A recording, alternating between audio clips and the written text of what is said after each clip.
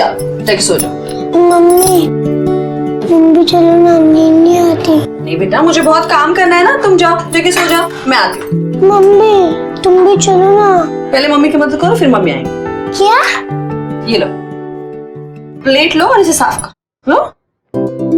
हाँ मम्मा मुझे थोड़ी थोड़ी नींद आ रही है। अच्छा शैतान बच्चा। हाँ नौटंकी। जाओ जाके सो जाओ, मैं आती हूँ।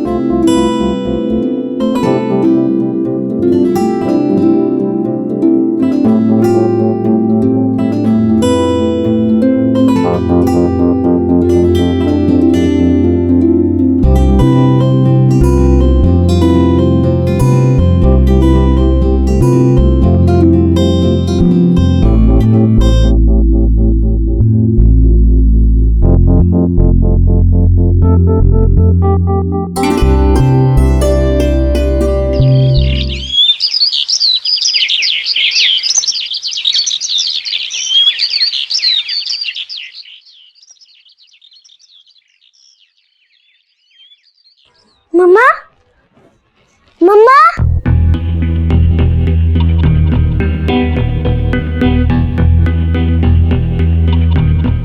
वॉचमैन, वॉचमैन उठो। कधी नाही सुधारणार ही लोक। मम्मा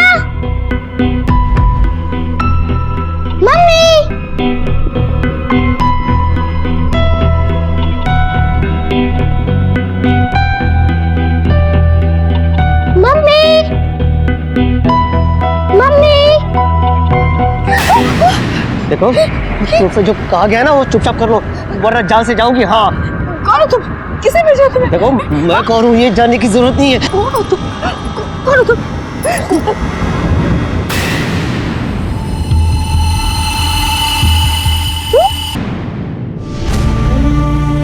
मम्मी मम्मी उठो। मम्मी मम्मी मम्मी मम्मी उठो ना। मम्मी। एक साधारण सी सोसाइटी जहां लोग बड़े आराम से रह रहे थे। उनके रोजमर्रा का जीवन बड़ी ही सरलता और सादगी से चल रहा था, लेकिन एक असाधारण और अचानक हुए अपराध ने इनकी सोच, इनके नजरिए और इनके जीवन के दृश्य को ही बदल कर रख दिया, जिसका किसी को अंदाजा तक नहीं था। इस सनसनीखेज हत्या ने सबको हिलाकर रख दिया। लोगों के मन में अपनी सुरक्षा को लेकर आशंकाएं बढ़ गईं। हटो। पिछड़े पिछड़े।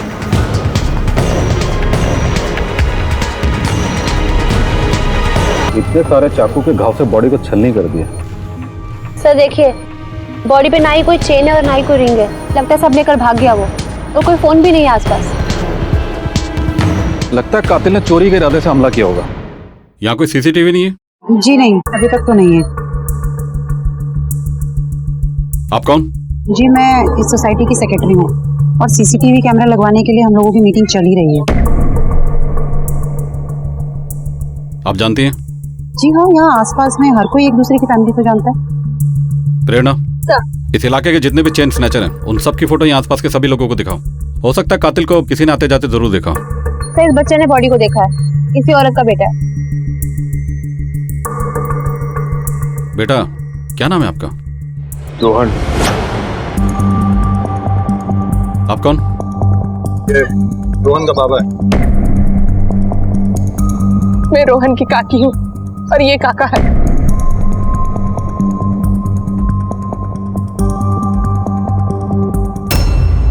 प्रेरणा, इनके संभालने तक पड़ोसी और सोसाइटी के बाकी लोगों से पूछा शुरू कर दो। सर पुलिस ने आसपास बारीकी से पूछताछ शुरू की और सामने आई ऐसी जानकारी जिससे केस की तहकीकात को नई दिशा मिली।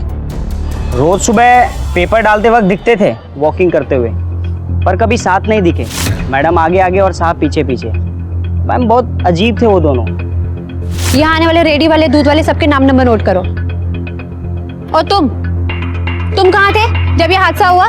सो रहे थे क्या? सोया नहीं था मैम साहब, मैं तो जग रहा था। पंप रूम में पानी चालू करने के लिए गया था। अच्छा एक बात बता, ये हेमा का रोज इसी वक्त पे वॉक करती थी? जी हाँ। हमें लगता है आपकी पत्नी हेमा की हत्या गहने छीनने की वजह से हुई थी। उनके सारे गहने मिसिंग हैं। क्या वो बहुत महंगे गहने पहना करती थी? नहीं, कुछ खास नहीं। वही मामूली जो औरतें पहनती है रेगुलर, मंगलसूत्र, कान की बाली वगैरह। कुछ बड़े गहने नहीं थे उसके पास। हमें हेमा जी की चीजें चेक करनी है। सुनीता। Yes sir.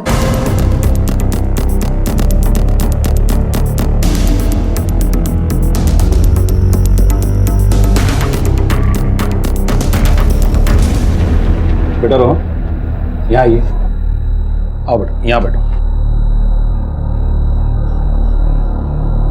बेटा, जब आप मम्मी के पास पहुंचे तो वहां आपने क्या देखा?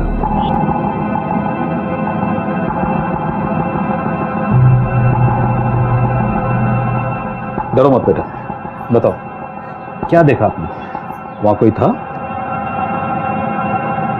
प्लीज, अब बच्चे से तो ऐसे उल्टे सीधे सवाल मत पूछिए। आपका बच्चा ही एकमात्र गवाह है, पूछना तो पड़ेगा ही। आप देख लीजिए कितने तकलीफ में मेरा बच्चा। भगवान के लिए इसे टॉर्चर मत कीजिए। आप अपना काम कीजिए प्लीज। हम अपना काम ही कर रहे हैं। ठीक है, जो कुछ पूछना है मुझसे पूछिए, बच्चे को नहीं। सर, अंदर कुछ नहीं मिला। मैम,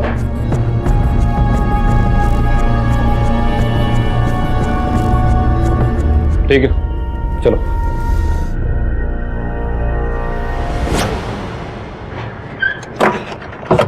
ये प्रहलाद का कैरेक्टर कुछ सस्पिशियस है। ये बच्चा रोहन भले एक आई विटनेस है, लेकिन हम इसके बयान पर निर्भर नहीं रह सकते। और भी एंगल चेक करने होंगे। घर पर भी कुछ नहीं मिला है। ज्यादातर चेन स्नैचर चेन खींचने के बाद भाग जाते हैं, लेकिन इसने तो मर्डर कर दिया। और पोस्टमार्टम के मुताबिक बॉडी पर मल्टीपल स्टैबिंग है। सर, हो सकता है हेमा के से पहले छीना झपटी हुई हो, फिर उस पर हमला हुआ हो। या फिर इस मर्डर को चेन स्नैचिंग की आड़ में छुपाने की कोशिश की जा रही है, ताकि हमें गुमराह किया जा सके। सर वॉचमैन एक अहम बात बताइए। क्या?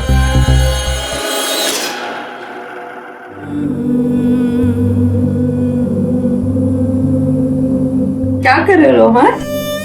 वाह, कितनी अच्छी पेंटिंग बनाई है तुमने रोहन। ये कौन है? और ये? अच्छा।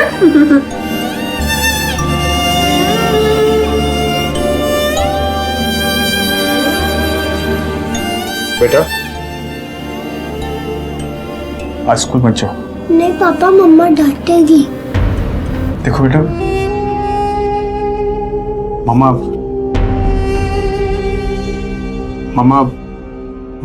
नहीं है।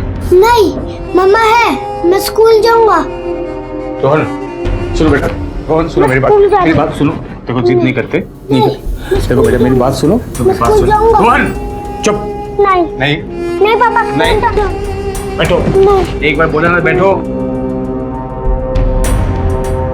नहीं पापा, स्कूल जाना है।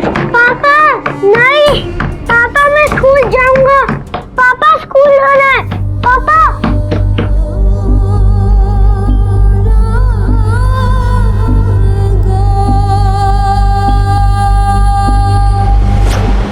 आप कंप्यूटर हार्डवेयर इंजीनियर हैं।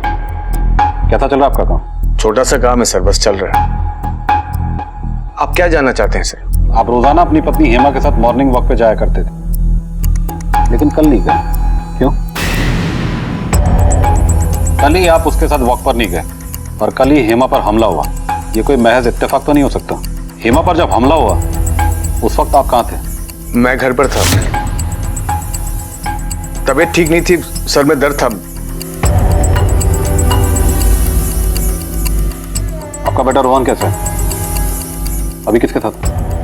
ओ, जब हेमा थी तो सब ठीक था उसके साथ, लेकिन आज अजीब सा हरकत ही कर रहा था। मैं उसको कमरे में बंद करके आया हूँ।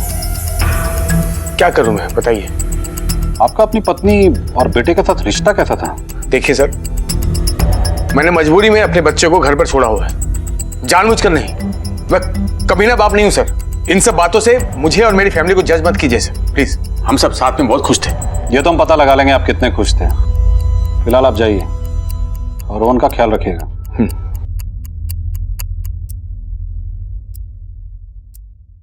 सर, प्रहलाद और हेमा के रिश्ते में मुझे कुछ गड़बड़ लग रही है, क्योंकि उसने एक भी सवाल का जवाब खुल के नहीं दिया।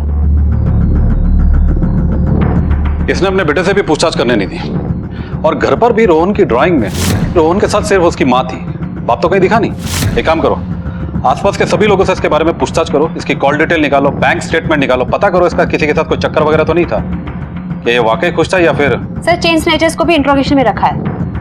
गुड, चलो। पुलिस ने एरिया के सभी चेन स्नैचर्स को घेरा, लेकिन अब भी उनके हाथ कोई सुराग नहीं लगा था।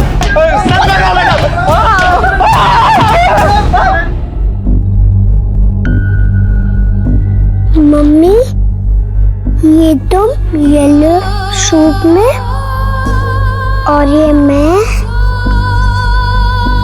और ये वो।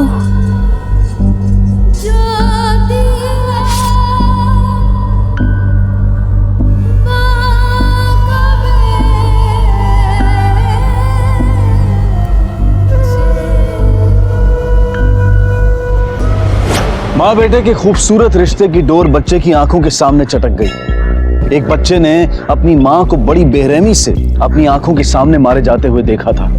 क्या वो कभी इस दृश्य को भुला पाएगा? इस सदमे से उसकी मानसिक स्थिति क्या होगी? और सबसे बड़ा सवाल कि एक मध्यम वर्गीय परिवार की साधारण सी गृहिणी एक बच्चे की माँ से किसी की क्या दुश्मनी हो सकती है? किसने और क्यों उसे इतनी भयानक मौत दी? आखिर इस मौत के पीछे ऐसा क्या राज है? आज का ये केस एक दर्दनाक मौत से शुरू होकर एक ऐसे अंजाम पर खत्म होता है जो हमारी सोच से भी परे है। मेम साहब, हेमा मेम साहब बहुत अच्छी औरत थी। वो सब लोगों की बहुत मदद करती थी और सोसाइटी में भी सब लोग उनको बहुत प्यार करते थे। लेकिन उसका वो मर्द प्रहलाद एक नंबर का खड़ूस मैडम, इतना झगड़ा करता था मेम साहब से, क्या बताएं हम। ये देखो हमारा पासबुक, अच्छे से देखो कितना पैसा है हमारे अकाउंट में। देखो, अरे महीने भर के खर्चे पूरे नहीं होते हैं, तुम फ्लैट लेने चली हो। तुमसे नहीं होगा ना तो ठीक है, मैं इंतजाम कर लूंगी। तू चुप रहो, नाक में दम करके रखा तुमने। अच्छा, नाक में तो तुमने दम करके रखा है ना, खुद कुछ करते हो ना मुझे कुछ करने देते हो। अरे नहीं होते ना तुम जाकर तो राहु दे, मैं करती है ना, मैं कर लूंगी। मैं तू कुछ नहीं करेगी। अरे मैडम, ये तो रोज की बात है। आवाज 2 लीटर दे। किस खुशी में? बहुत पैसे आ गए हैं क्या? घर में छोटा बच्चा है तो दूध तो लगेगा ही ना। हाँ तो रोहन 2 लीटर दूध पीता है क्या? तुम शांत हो ना, 2 मिनट थांबा। दूध कुछ नहीं, दूध चलो निकलो। अरे दूध तर घेऊ द्या, आओ आपले बाळ दूध लागेल। बस चलो अंदर जा। हो पण बाळाला दूध लाग। किस मियाँ बीबी के बीच में झगड़े नहीं होते। हाँ, लेकिन हर मियाँ बीवी के बीच में हाथापाई भी तो नहीं हुआ करती ना। आपने तो उसे कई दफा मारा भी है।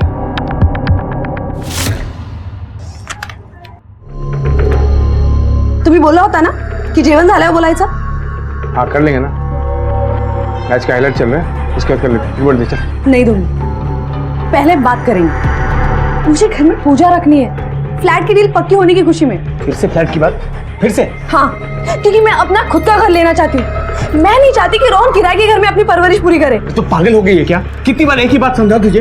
हमारे पास पैसे नहीं है फ्लैट खरीदने के, समझी तू? तुम पैसों की टेंशन मत लो, मैंने इंतजाम कर लिया है। अच्छा, कहाँ से किया इंतजाम? हाँ, कहाँ से लाई तुम? बैंक लूटा है क्या? किसी घर में चोरी की है क्या? कहाँ से किया है? तुम्हारे बस की नहीं है तो मैं कर लूंगी। बार बार एक ही बात सुन के आदमी तंग नहीं होगा क्या? आपकी पत्नी हेमा यही फ्लैट खरीदना चाहती थी? हाँ, मैं भी चाहता था, लेकिन मेरे पास पैसे नहीं थे। हेमा ने लेन देन की भी बात कर ली बिना मुझसे पूछे। ये फ्लैट है किसके नाम पे?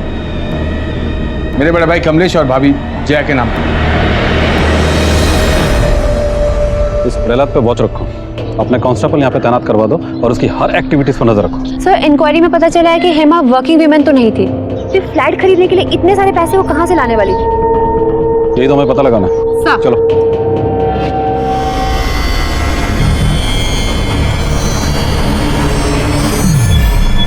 मम्मा, मैं नीचे खेलने के लिए जा रहा हूँ। नहीं नहीं बिल्कुल नहीं, मैंने मना किया ना, अभी नीचे जाना सेफ नहीं है। मम्मा, तो मैं हेमांटी के आ जाऊँ? नहीं नहीं, वहाँ तो बिल्कुल भी नहीं। पहले आप भी तो कहती थी कि जाओ रोहन के साथ खेलो। बेटा वो तब की बात अलग थी, अभी मैं तुमसे मना कर रही हूँ ना, वहाँ बिल्कुल नहीं जाना है तुम्हें, समझे ना?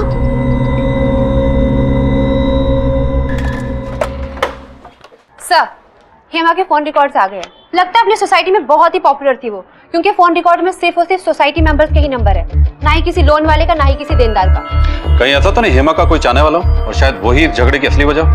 क्योंकि हेमा जिस किसी से भी फ्लैट के लिए पैसे लेने वाली थी वो उससे पर्सनली तो जरूर मिली होगी। एक काम करो, हेमा का बैंक अकाउंट चेक करो। सर मम्मी आज कोई नहीं है मेरे साथ खेल रहा, आप खेलोगे?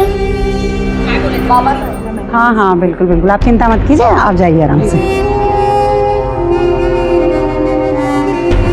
अरे रोहन बेटा, यहाँ क्या कर रहे हो? अरे वाह, बहुत अच्छी ड्राइंग बनाई है। ये लो चॉकलेट खाओ, आंटी के हाथ से एक चॉकलेट तो बनता है। रोहन तू काय करतोय ते? अकेला है यहाँ पे? चल घर पे चल। तेरे बाबा कहाँ है?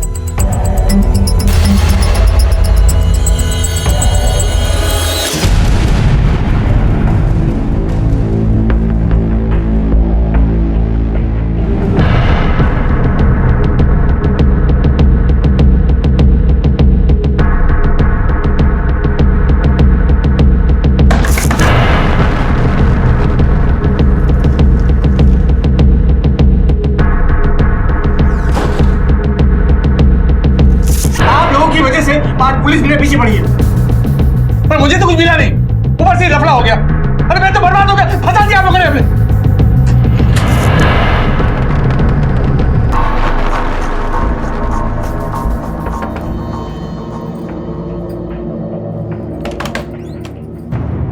जया जी हमें आपसे कुछ बात करनी है। आइए। ये प्रहलाद से किस बात को लेकर आपका झगड़ा हुआ था? क्या ये झगड़ा अभी भी है? तेरे घर के अंदर पुलिस, तूने बुलाया ना? वो प्रहलाद के बारे में पूछ रहे हैं। हट इधर।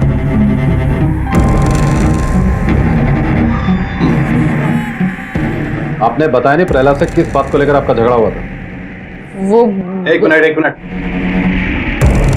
मैं बताता हूँ। अरे जरूरत क्या थी? जरूरत थी, उसने मुझे खुद कहा था। आप लोगों की वजह से आज पुलिस मेरे पीछे पड़ी है। आप लोगों ने मिलकर हिमा को फ्लैट खरीदने के लिए उससे आया। ज्यादा होशियारी मत बता, तेरा भी फायदा था उसमें। पोकट में अच्छा खासा घर मिल रहा था रहने के लिए, पर मुझे तो कुछ मिला नहीं, ऊपर से लफड़ा हो गया। अरे मैं तो बर्बाद हो गया, फंसा दिया आप लोगों ने हमें। तो आपने अपने भाई प्रहलाद को अपना फ्लैट किराए पर दिया था? हाँ क्यों? भाई को भाड़े पे फ्लैट देना जुर्म है क्या? प्रहलाद आपसे नाराज क्यों था? उसका नाराज होना बनता ही नहीं है साहब, स्वभाव देखा है उसका। वो तो उपकार किया मैंने उसे भाड़े पर फ्लैट देकर। मैं चाहता था उसे घर से नहीं, इलाके से बाहर निकाल देता। कोई ढंग का काम धंधा नहीं करता वो। तो आप अपना फ्लैट प्रहलाद को बेचना चाहते थे? हाँ, वो क्या उसकी बीवी हेमा वो जया के पीछे पड़ी थी कि वो घर हमको बेच दो, हमको बेच दो। मैं बोला ठीक है, भाई है, दे देते हैं। क्या आपको पता है कि हेमा फ्लैट कैसे खरीदने वाली थी? मेरा मतलब कहाँ से और कैसे पैसों का इंतजाम करने वाली थी? नहीं, वो मियाँ बीवी का आपसी मामला था, हमने पूछा नहीं। ठीक है, चलो दरवाजा बंद कर।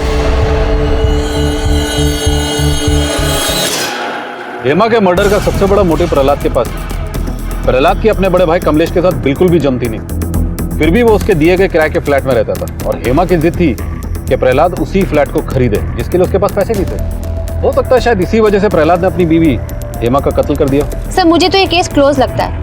प्रहलाद ने ही अपनी बीवी का खून करवाया होगा, इसीलिए तो कल सुबह वो मॉर्निंग वॉक पर भी नहीं गया था। प्रहलाद के खिलाफ केस तो बहुत स्ट्रांग है, फिर भी हमें और सबूत चाहिए।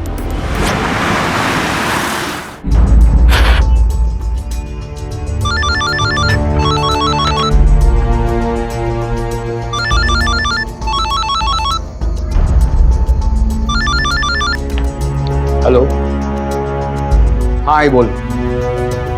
नहीं नहीं नहीं नहीं, तुम लोगों को गांव से उठकर आने की जरूरत नहीं है। नहीं, मैं यहाँ पर सब संभाल लूंगा, मुझे किसी की मदद की जरूरत नहीं है। और सुन, हेमा के माँ बाप को बोल देना यहाँ नहीं आने, ठीक है?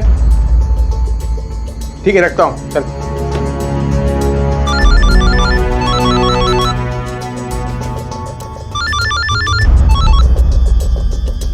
मैं आने बोलता हूँ तुझे। नहीं, पुलिस इन्वेस्टिगेशन चल रही है। हाँ, अगर जरूरत पड़ी तो बुलाऊंगा। नहीं, अभी मत आओ। Thanks for calling.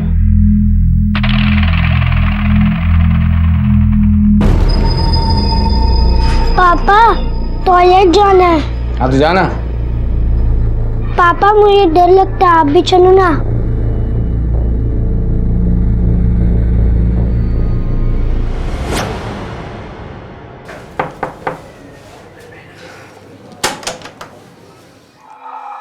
ये रोहन और आपके लिए कुछ खाना लाई हूँ मैं। अब कहाँ है रोहन? नजर नहीं आ रहा है। बहुत मिस कर रहा होगा ना अपनी मम्मा को वो। मैं थोड़ी देर उसके साथ बैठूं, शायद उसको अच्छा लगे।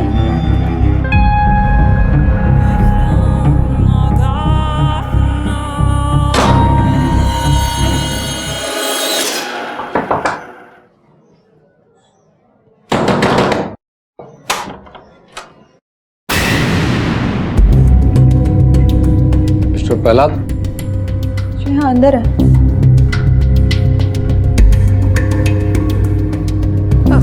मैं बाद में आती हूँ। वो मेरी बीवी की जानने वाली थी वो। आई बैठी। कहीं ऐसा तो नहीं आपने किसी और के चक्कर में आकर अपनी पत्नी हेमा को मरवा डाला? ये कैसी बात कर रहे हैं सर आप? चलिए कुछ और बात करते हैं। हेमा ने आपको बताया था कि उसने घर खरीदने के लिए पैसों का इंतजाम करने जा रही है, लेकिन ये बात वाकई आपको पता नहीं थी कि वो कहां से पैसों का इंतजाम करने जा रही है? हाँ, मैं नहीं जानता था कि वो कहां से लाने वाली थी। उसकी डील थी, उसकी प्रॉब्लम थी। आपकी पत्नी को बड़ी बेरहमी से मार डाला गया, गहने चुरा लिए गए। आपकी पत्नी कहीं नौकरी नहीं करती, लेकिन फ्लैट खरीदने के लिए 40 लाख रुपए का इंतजाम करने जा रही थी, और आपको कुछ नहीं पता। मिस्टर प्रहलाद, आपके बच्चे ने शायद आपकी बीवी को मरते हुए देखा है। हम उससे पूछताछ करना चाहते हैं, लेकिन आप हमें पूछताछ करने नहीं दे रहे। मुझे तो शक है कि आप जानबूझकर हमें कोऑपरेट नहीं कर रहे। मुझे तो लगता है आप खुद उसकी हत्या में शामिल हैं। रोहन बेटा, आप बताओगे आपकी मम्मी को किसने मारा? वो कैसे गिरी? देखो बेटा, अगर आप हमें बताओगे ना वो कैसे दिखता था, तो हम ना उसकी एक बहुत अच्छी सी पेंटिंग बनाएंगे, एक ड्राइंग बनाएंगे, जैसे आप बनाते हो ना इतनी अच्छी ड्राइंग।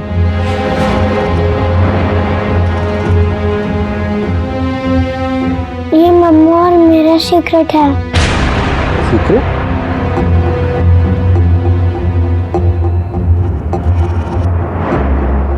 बेटा, आप जानते हैं हमारा एक दोस्त है, वो बहुत ही अच्छी ड्राइंग बनाता है। आपकी मम्मा को जिसने मारा ना, तो उसकी भी ड्राइंग बना सकता है।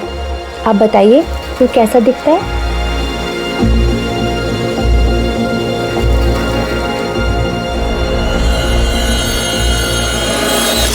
रोहन को पक्का मालूम है कि कातिल कौन है, और उसने शायद क्राइम होते हुए भी देखा है, लेकिन प्रहलाद को डर है कि रोहन अपना मुंह ना खोले।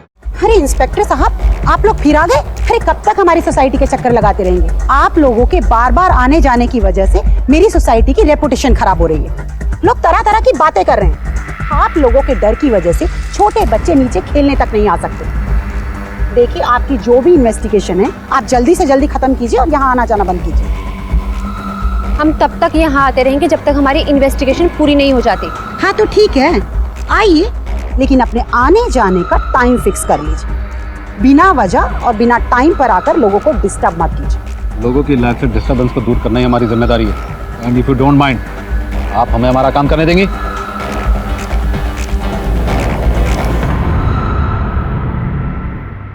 सर, रिसेंटली हेमा के अकाउंट में किसी दिनेश मल्होत्रा ने 2 लाख रुपए ट्रांसफर किए। 2 लाख रुपए? चलो दिनेश मल्होत्रा से पूछताछ करते हैं, मेहरबानी की बचत की। हेमा आपके बहुत ही करीबी दोस्त थी?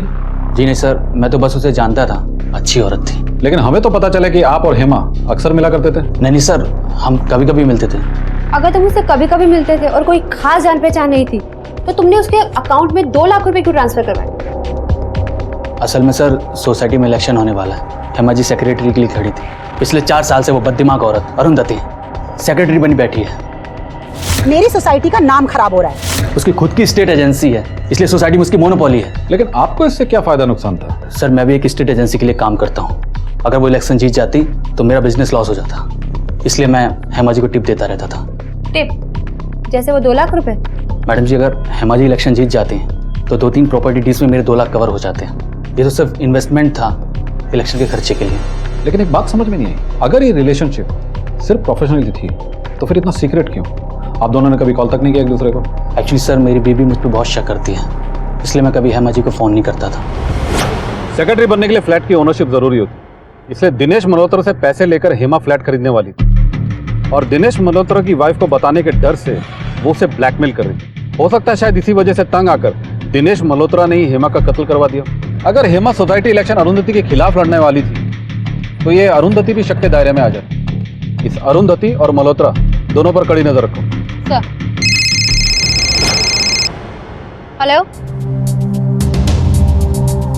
ठीक है सर क्राइम सीन से लापता हेमा का फोन कुछ देर पहले स्विच ऑन हुआ है। लोकेशन अहमदनगर। कातिल या तो फोन वहां लेकर गया या फिर उसने फोन किसी को बेच दिया। एक काम करो, अपनी एक टीम जांच के लिए अहमदनगर भेजो। सर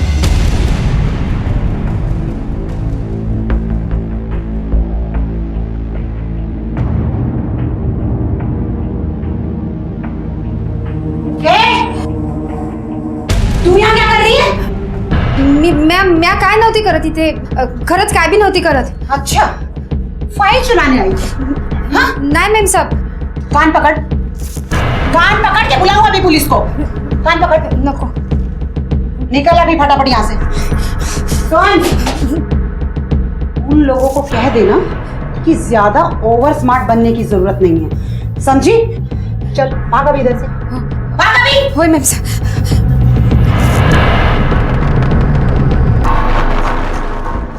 मम्मी, जो आपने सीक्रेट बोला था मैं वो किसी को नहीं बताऊंगा, प्रॉमिस. बस तुम जल्दी से आ जाओ प्लीज. रोहन बेटा, चलो खाना खा लो. खाना खा लो. रोहन, पापा अपने हाथ से खिला रहे हैं ना, खा लो बेटा. बेटा बेटा रोहन. हाँ मैम साहब, वो अरुंधति मैम साहब है ना, हमारी हेमा मैम के बारे में ना हमेशा ही उल्टा सीधा बोलती थी. उसे तो मैं ऐसे हराऊंगी कि किसी को मुंह दिखाने लायक नहीं रहेगी. उसे मजा मैं अच्छे से चखाऊंगी. अरे औकात है उसकी मेरे खिलाफ इलेक्शन में खड़े होने की. देखो जरा कि क्या करती हूँ मैं. अरुंधति जरा तीखा बोलती है, हुक्म चलाने की आदत है उसकी, लेकिन 4 साल से वही इलेक्शन जीतते आ रही है. मैडम, हेमा को सभी लोग पसंद करते थे. उसे सिर्फ पैसे या पोस्ट का कोई लालच नहीं था. वो तो सोसाइटी के लिए कुछ करना चाहती थी. अरुंधति जैसी नहीं, पॉलिटिक्स करती थी वो. सर, अरुंधति ने रिसेंटली स्टेट एजेंसी शुरू की है, घर में ही ऑफिस बनाया है और अच्छा खासा बिजनेस भी चल रहा है. मतलब अगर हेमा ये इलेक्शन जीत जाती तो अरुंधति को बहुत बड़ा नुकसान था. तो क्या सोसाइटी के इलेक्शन से इतना फर्क पड़ता है? प्रेरणा, सोसाइटी इलेक्शन के पीछे केवल 2 पार्टियों के रियल एस्टेट कमीशन का फायदा नहीं, बल्कि मुझे तो लगता है कि इसके पीछे और भी कोई बहुत बड़ी बात है. और यहाँ पर सबसे बड़ा मामला तो हेमा के फ्लैट खरीदने का है. अरे सर, पर मैंने किया क्या है? आपने अपनी खुद की स्टेट एजेंसी नहीं खोली? हाँ खोली है. तो ये कि आपने अपने सेक्रेटरी होने का पूरा फायदा उठाया अपने बिजनेस के लिए. अगर आप अगला इलेक्शन हेमा के खिलाफ हार जाती तो आपका डबल नुकसान था. बिना हमारी परमिशन के शहर से बाहर मत जाइएगा.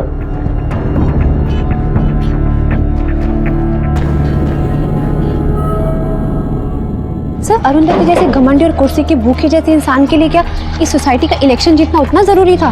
हाँ, उसे हेमा से खतरा था, क्योंकि सोसाइटी के लोग हेमा को उससे ज्यादा पसंद करते थे. फिलहाल तो हमें इस बात का पता लगाना है कि अरुंधति को हेमा से ऐसा क्या खतरा था जो उसने हेमा का मर्डर करवा दी. हमें सोसाइटी इलेक्शन की तह तक जाना होगा. सर, क्या मिला तुझे ये सब करके? तेरी बेटी की उम्र की हूँ मैं, सब तेरी वजह से हो गया. कमीनी मैं है, कमीनी तू है. हेमा के पास काम करती है. चुगली करते, पहले खुद के काम में ध्यान दे. आई बड़ी मेरे को सिखाने को, दूसरे के घर में आग लगाती फिरती है. मैं आग लगाती है? हेलो, क्या मैडम देखो ना, इससे बात करती है. मैडम यही पहले शुरू की थी. चुप करो तुम लोग, पहले चुप करो. सर, वो दोनों काम वाली बाई इसलिए लड़ रही थी क्योंकि रिसेंटली प्रहलाद ने रानी को काम से निकाल दिया था, क्योंकि उसे पता चल गया था कि उसके घर की सारी खबरें पूरी सोसाइटी में दे रही है. इससे पहले शशि उनके घर पे काम कर रही थी और टाइमिंग की वजह से हेमा ने शशि को निकाल के रानी को रख दिया.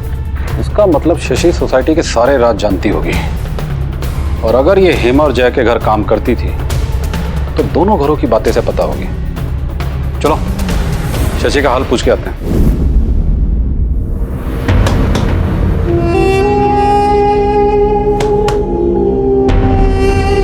रोहन बेटा.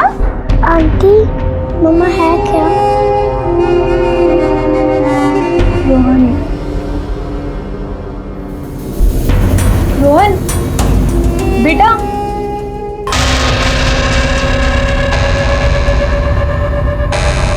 बताओ सर। ये अकाउंट तुम्हारे यहाँ से एक्टिवेट हुआ था?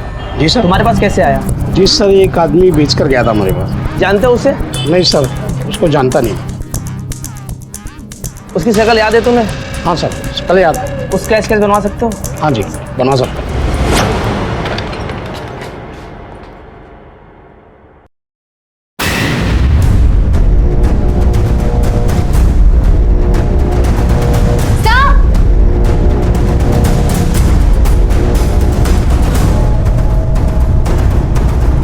कहीं इसे रानी ने तो नहीं मारा? कल दोनों हमारे सामने झगड़ा कर रहे थे। बॉडी को पोस्टमार्टम के लिए भिजवा। हाँ जल्दी। शशि, आप कौन? मैं इसका पति हूँ सर। कुछ मालूम है शशि को किसने मारा होगा? नहीं सर। लेना, रानी से पूछताछ करो। मैं सच्ची बोली है मैम साहब, हाय शपथ, मैंने कुछ नहीं किया मैम साहब। आपको यकीन नहीं है तो वो 5 नंबर वाली नीला भाभी को पूछ लो। मैम साहब उनके घर मेहमान आए थे, मैं अभी आई वहाँ से। पति किधर है तेरा? वो बाजू वाली बिल्डिंग में मैम साहब काम चालू है, वही है। जहाँ तू काम कर रही थी नीला के घर पे, चल उसका नंबर दे।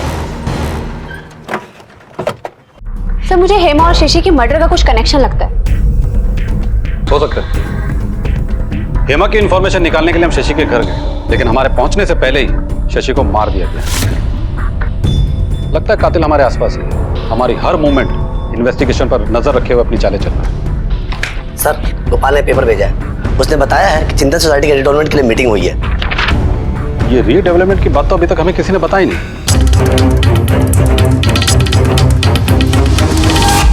अगर चिंतन सोसाइटी की रीडेवलपमेंट डील फाइनल होती तो सोसाइटी के सेक्रेटरी को कितना कमीशन मिलता? कमीशन? कैसा कमीशन सर? इस कमीशन की बात। ज्यादा भोला बनने की जरूरत नहीं है। हमारी चिंतन सोसाइटी के सेक्रेटरी से बात हो चुकी है और मेंबर से भी। बेहतर होगा तुम्हारे लिए सच बताना, वरना तुम्हारी ये रिपोर्ट जाएगी सीधे कॉर्पोरेशन में।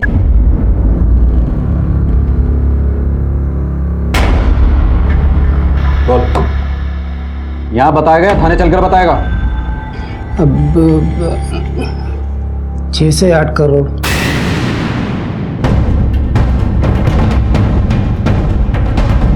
प्रेरणा, इस बिल्डर के कॉल डिटेल निकालो, ऑफिस और घर दोनों के। सर यकीन नहीं होता कि मामूली सी सोसाइटी में रीडेवलपमेंट का 6 से 8 करोड़ का कमीशन। इसका मतलब ये कमीशन ही हेमा के सेक्रेटरी बनने की एक वजह थी। इन पैसों से उसे जया को फ्लैट के पैसे चुकाने थे, लेकिन अरुंधति को अपनी कुर्सी खोने का डर और लालच इतना बढ़ गया कि उसने हेमा को रास्ते से हटा दिया। लगता है प्रेरणा, मुजरिम को हथकड़ी पहनाने का वक्त आ गया। ये बात सही है सर कि मैं सेक्रेटरी की पोस्ट नहीं खोना चाहती थी, क्योंकि रीडेवलपमेंट के टाइम पर सेक्रेटरी का बहुत बड़ा रोल होता है। और हेमा, अभी 4 दिन हुए थे उसे आए हुए और वो मेरे खिलाफ इलेक्शन लड़ने के लिए खड़ी हो रही थी। सोसाइटी वालों ने उसे बहुत सर पे चढ़ा के रखा था, लेकिन मैं जानती थी कि वो फ्लैट लेना अफोर्ड नहीं कर पाएगी और डिस्क्वालीफाइड हो जाएगी। पता नहीं कहां से उसने अचानक एकदम से फ्लैट ही खरीद लिया। इसलिए तुमने उसे अपने रास्ते से हटा दिया? नहीं सर, मैं किसी को मारने के बारे में सोच भी नहीं सकती, लेकिन हाँ, मुझसे ज्यादा फायदा तो जया और कमलेश को था। वो लोग ही उसको सेक्रेटरी बनाना चाहते थे। तो आप उन लोगों से जाकर पूछिए ना। तो तुम लोगों ने हेमा को फ्लैट बेचा? नहीं, वो हमने इस पूरे डॉक्यूमेंट में एक भी पैसे का लेन देन नहीं है, तो क्या फ्लैट फ्री में बेचा? बताओ। हमने फ्लैट उसे फ्री में नहीं बेचा सर। वो हमारे रिश्ते में थी, इसलिए उसने कहा कि वो पैसे बाद में देगी। वो हम लोगों की अंडरस्टैंडिंग थी। झूठ। हेमा कहां से पैसे लाकर देने वाली थी और तुम लोगों की क्या अंडरस्टैंडिंग थी, ये बताओ। देखो जया, हमारे पास पूछने के और भी बहुत से तरीके हैं जो शायद तुम्हें पसंद नहीं आएंगे। वैसे पुलिस वालों की मार हर कोई बर्दाश्त नहीं कर सकता है।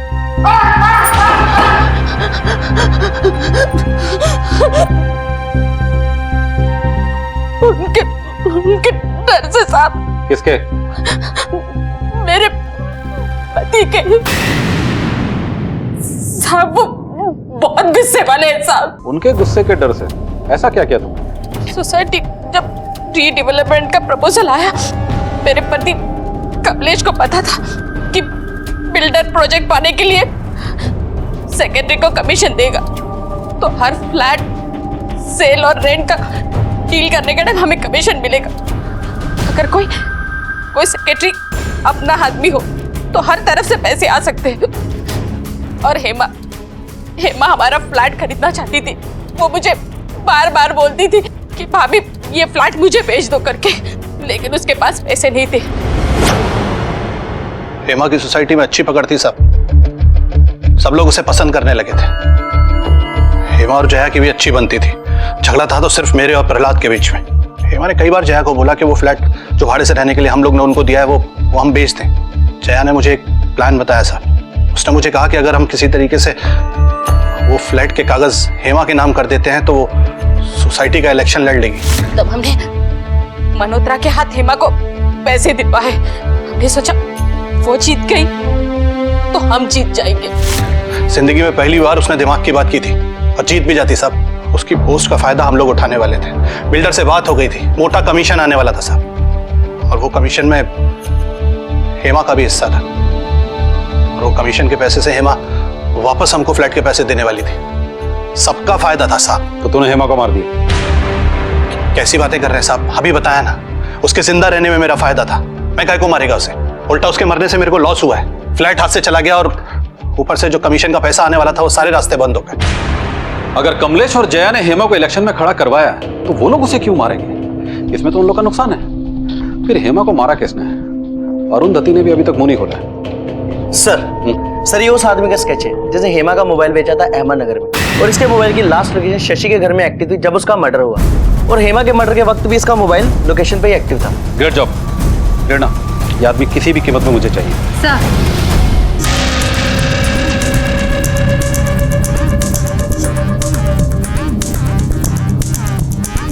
साहेब भेटला तुमचा शिकार इथेच आहे, मैं नजर रखा हूं, आप जल्दी आ जाइए।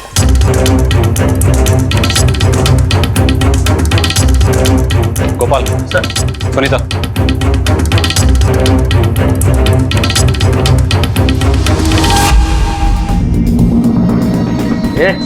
चलो पुलिस चल। सब क्या हो सब? अरे चल बता।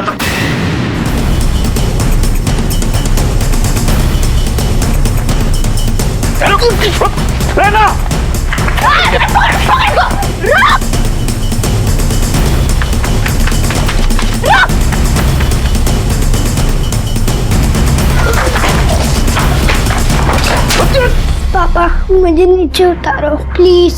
पापा प्लीज नीचे उतारो प्लीज। पापा नीचे उतारो ना। बेटा मुझे बताओ तुम्हारा और मम्मी का क्या सीक्रेट है? पापा नीचे उतारो ना। पहले बता क्या देखा तुमने? पापा नीचे उतारो ना। हमने तुझे किसी शॉप में नहीं पकड़ा है। तेरे खिलाफ सबूत है, फोन लोकेशन, कॉल रिकॉर्ड्स, गवाह, सारे सबूत। तो बता तूने अपनी माँ को क्यों मारा? सब बता दो सब। जा मस्त पे की चिकन लेके आ। अरे पैसे किधर है? अरे जब देखो पैसा पैसा। ये ले अंगूठी, जा बेच के चिकन लेके आ। क्या रे विक्रम? हा? ये अंगूठी तो हेमा मैम साहब की लगती है। कहीं तूने तो? ये आई तू पण ना काय पण बोलत असते। जा जा लवकर घेऊन ये चिकन, चल टाइम पास करू। ए विक्रम, आज तक तूने उल्टे सीधे सब काम किए, लेकिन अभी तू खून भी करेगा। विक्रम मैं अभी पुलिस के पास जाती हूँ। छोड़। मुझे डर लग रहा है पापा, प्लीज नीचे उतारो ना। मैं नीचे आना चाहता हूँ।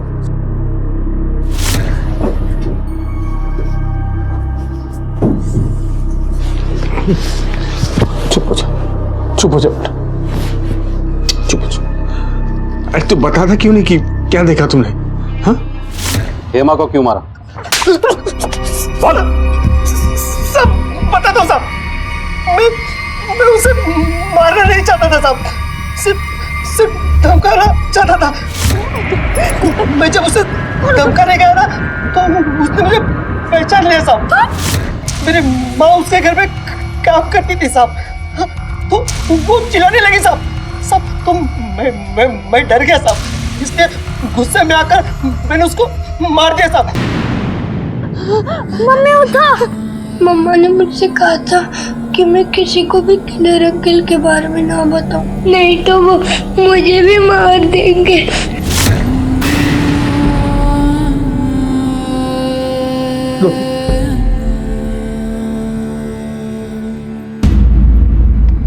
कैसे हो गया साहब? किसके इशारे पे तूने हेमा को धमकाया?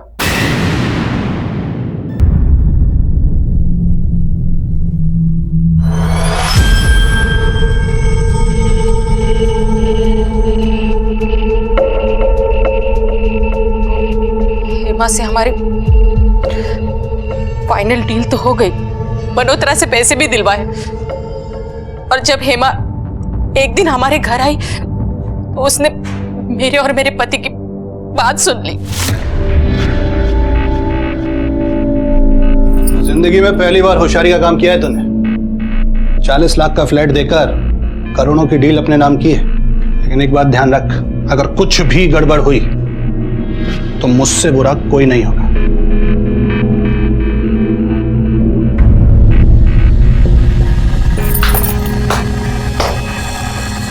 वाह भाभी वाह, मुझे महारा बनाकर बाजी जीतना चाहती हो आप?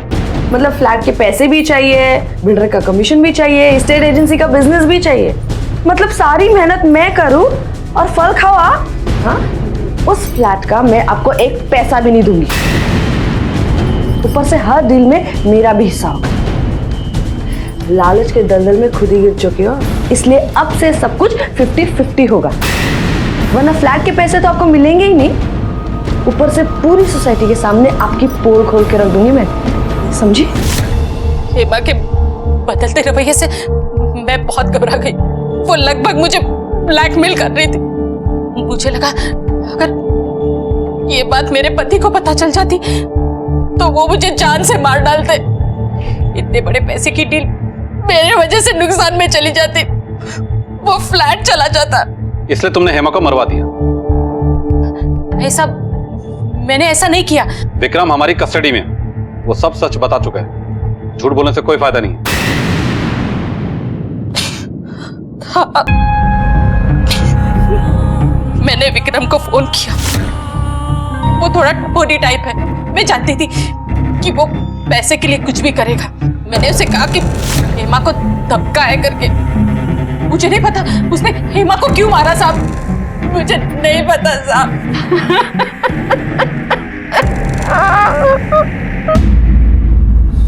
अपने चाचा चाची के लालच और अपनी माँ के सपने की कीमत मासूम रोहन चुका रहा था। मम्मी, रोहन, किसी को बताना नहीं तो वो तुम्हें मार देगा। पुलिस ने बड़ी ही चौकसी और सावधानी से कातिल और इस जुर्म से जुड़े मुजरिमों को पकड़ लिया, लेकिन इस पूरे सौदेबाजी में सबसे ज्यादा नुकसान रोहन का हुआ। उसने जो खोया उसकी भरपाई कोई नहीं कर सकता। याद रखें, हमारे बुरे कर्म कभी भी हमारे सामने आकर खड़े हो सकते हैं और उसकी कीमत न जाने वो क्या वसूल करें। इसी विचार के साथ अब मैं अनूप सोनी आपसे विदा लेता हूं। फिर मुलाकात होगी अगले एपिसोड में एक और चौंका देने वाले केस के साथ। तब तक अपना और अपने परिवार का ख्याल रखें और देखते रहें क्राइम पेट्रोल डायल 100। सबक एक को सीख हम सबको। जय Hind. If you want to enjoy more Crime TV content like this, please subscribe to our channel and click the bell icon.